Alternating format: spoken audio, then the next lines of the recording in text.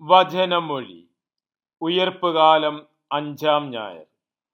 വചനഭാഗം യേശയ്യാ 49:7-13. സ്ലീഹന്മാരുടെ നടപടി 9:1-9. ഹെബ്രായർ 10:19-25. യോഹന്നാന്റെ സുവിശേഷം 21:1-14.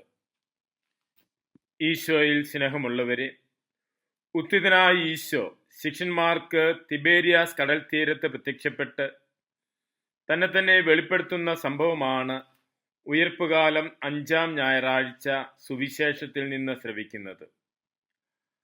ആഴ്ചയുടെ ആദ്യ ദിവസം കല്ലറയിങ്കൽ എത്തിയിരുന്ന സ്ത്രീകൾക്ക് ദൈവദൂതൻ നൽകിയ ഉയർപ്പിന്റെ സന്ദേശത്തിൽ ശിഷ്യന്മാരോട് ഗലീലയിലേക്ക് പോകുവാനും അവിടെ അവർ ഈശോയെ കണ്ടെത്തുമെന്നും അറിയിച്ചിരുന്നു. ശിഷ്യന്മാർ ഗലീലിയായിൽ ആയിരിക്കുന്നതും മത്സ്യങ്ങൾ പിടിക്കുന്നതിന് തങ്ങളുടെ തൊഴിലിലേക്ക് തിരിച്ചു പോകുന്നതുമാണ് ഇന്ന് സുവിശേഷത്തിൽ കാണുന്നത്. പത്രോസും കൂടെയുള്ളവരും മീൻ പിടിക്കാൻ പോയി രാത്രി മുഴുവനും അധ്വാനിച്ചിട്ടും ഒന്നും ലഭിക്കാതിരിക്കുന്ന അവസരത്തിൽ ഉത്ഥിതനായ മിശിഹ അവർക്ക് പ്രത്യക്ഷപ്പെട്ട് മത്സ്യം ലഭിക്കുന്നതിനാവശ്യമായ നിർദ്ദേശം നൽകുന്നതും അവന്റെ വാക്കനുസരിച്ച് അവർ വലയിറക്കിയപ്പോൾ അത്ഭുതകരമായ വിധത്തിൽ മത്സ്യം ലഭിക്കുന്നതുമായ സംഭവമാണ് സുവിശേഷത്തിൽ വിവരിക്കുന്നത്. മീൻപിടുത്തക്കാരായിരുന്ന ശിഷ്യന്മാരെ മനുഷ്യരെ പിടിക്കുന്നവരാക്കുന്നതിനു വേണ്ടിയായിരുന്നു. അതിനുള്ള പരിശീലനവും അവിടുന്ന് അവർക്ക് നൽകി.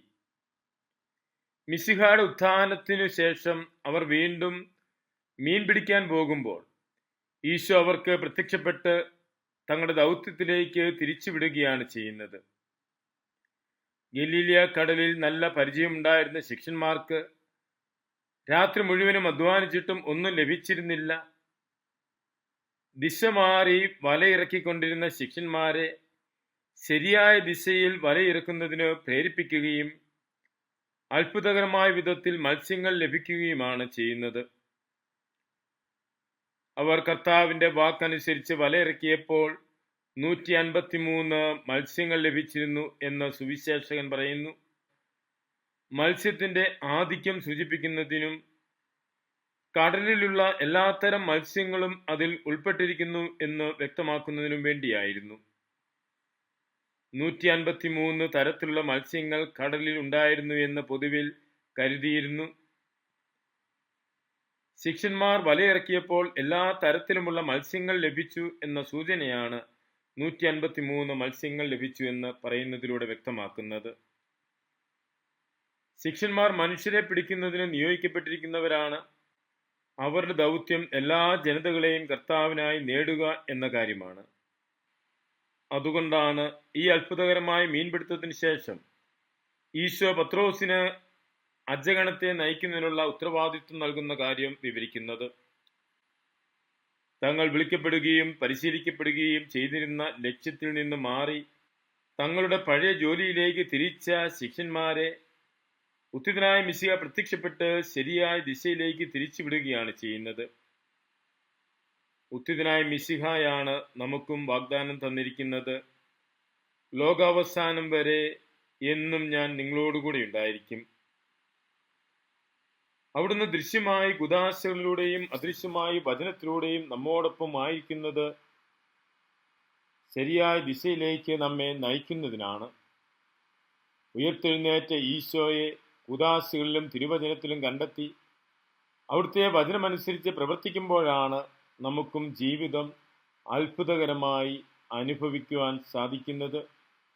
ജീവിതം ശരിയായ ദിശയിലേക്ക് നയിക്കപ്പെടുന്നത്. ഇന്നത്തെ തിരുവചന വായനകളെല്ലാം വഴിതെറ്റി യാത്ര ചെയ്യുന്നവരെ ശരിയായ പാതയിലേക്ക് തിരിച്ചുവിടുന്ന സംഭവങ്ങളാണ് വിവരിക്കുന്നത്. യെശയ്യാ പ്രവാചകന്റെ പുസ്തകത്തിൽ നിന്നുമുള്ള 1-ാമത്തെ പ്രഘോഷണത്തിൽ ഇസ്രായേൽ ജനത്തെ പരിപാലിച്ച് വഴി നടത്തുന്ന ദൈവത്തെയാണ് കാണുന്നത്. ബാബിലോണിയായിൽ അടിമത്തത്തിൽ കഴിഞ്ഞിരുന്ന ഇസ്രായേൽ ജനത്തെ അവിടെ നിന്ന് വിമോചിപ്പിച്ച് സിയോനിലേക്ക് നയിക്കുന്നതിനെ കുറിച്ചാണ് പ്രവാചകൻ പറയുന്നത്. വഴിതെറ്റി നടന്നിരുന്ന ഇസ്രായേൽ ജനം അടിമത്തത്തിലേക്ക് പോയിരുന്നു. കർത്താവ് അവിടെ ഇടപെട്ട് അവരെ വിമോചിപ്പിച്ച് പരിപാലിച്ച് സിയോനിലേക്ക് നയിക്കും എന്ന് പ്രവാചകൻ ഓർമ്മിപ്പിക്കുന്നു. രണ്ടാമത്തെ പ്രഘോഷണം സ്ലീഹന്മാരുടെ നടപടിയിൽ നിന്നുമുള്ളതാണ്. ക്രിസ്ത്യാനികളെ പീഡിപ്പിച്ചിരുന്ന സാവൂളിന് ഉത്തിതനായ മിശിഹ പ്രത്യക്ഷപ്പെട്ട് അവനെ ശരിയായ പാതയിലേക്ക് തിരിച്ചുവിടുന്ന കാര്യമാണ് സ്ലീഹന്മാരുടെ നടപടിയിൽ നിന്ന് ശ്രവിക്കുന്നത്. ഉത്തിതനായ മിശിഹായെ അനുഭവിച്ച സാവൂൾ അതുവരെയും നടന്ന പാതയിൽ നിന്ന് മാറി മിശിഹ കാണിച്ചു കൊടുത്ത മാർഗത്തിൽ സഞ്ചരിക്കാൻ ആരംഭിക്കുകയാണ്. സാവൂളിൽ നിന്ന് പൗലോസിലേക്കുള്ള ദിശാമാറ്റമാണ് ഇവിടെ യാഥാർത്ഥ്യമാകുന്നത്. നാം സഞ്ചരിക്കേണ്ട ശരിയായ പാത ഏതാണ് എന്ന് എബ്രായക്കാർക്ക് എഴുതപ്പെട്ട ലേഖനത്തിലൂടെ ഇന്ന് തിരുവചനം വ്യക്തമാക്കുന്നു. ഈശോ മിശിഹായുടെ രക്തം മൂലം വിശുദ്ധ സ്ഥലത്തേക്ക് പ്രവേശിക്കുന്നതിന് നമ്മെ യോഗ്യരാക്കുന്ന പാതയാണിത്. തൻ്റെ ശരീരമാകുന്ന വിരിയിലൂടെ അവിടുന്ന് തുറന്നു തന്ന നവീനവും സജീവവുമായ പാതയാണിത്. അവിടുത്തെ ജീവദായകമായ പാതയിൽ നമ്മെ പങ്കുകാരാക്കുക എന്നതാണ് ഓരോ പരിശുദ്ധ കുർബാനയിലും നടക്കുന്നത്. സ്ലീഹന്മാർ തങ്ങൾ പിടിച്ച മത്സ്യങ്ങളുമായി എത്തിയപ്പോൾ ഉത്തിതനായ മിശിഹ കരയിൽ തീയും കൂട്ടി അപ്പവുമായി കാത്തിരുന്നതുപോലെ ഓരോ പരിശുദ്ധ കുർബാന അർപ്പണ വേളയിലും ഉത്തിതനായ മിശിഹ ശരിയായ ദിശയിലേക്ക് നമ്മെ നയിക്കുന്നതിന് കാത്തിരിക്കുന്നു. അവൻ്റെ വചനം ശ്രവിച്ച് അതനുസരിച്ച് പ്രവർത്തിക്കുവാനുള്ള ക്ഷണമാണ് ഇന്ന് തിരുവചനം നൽകുന്നത്. മിശിഹായുടെ വചനത്താൽ നയിക്കപ്പെട്ട് ശരിയായ ദിശയിലേക്ക് സ്വർഗോന്മുഖമായി യാത്ര ചെയ്യുവാൻ നമുക്ക് കൃപ പ്രാർത്ഥിക്കാം. മിശിഹ നമ്മെ അനുഗ്രഹിക്കട്ടെ. ആമേൻ.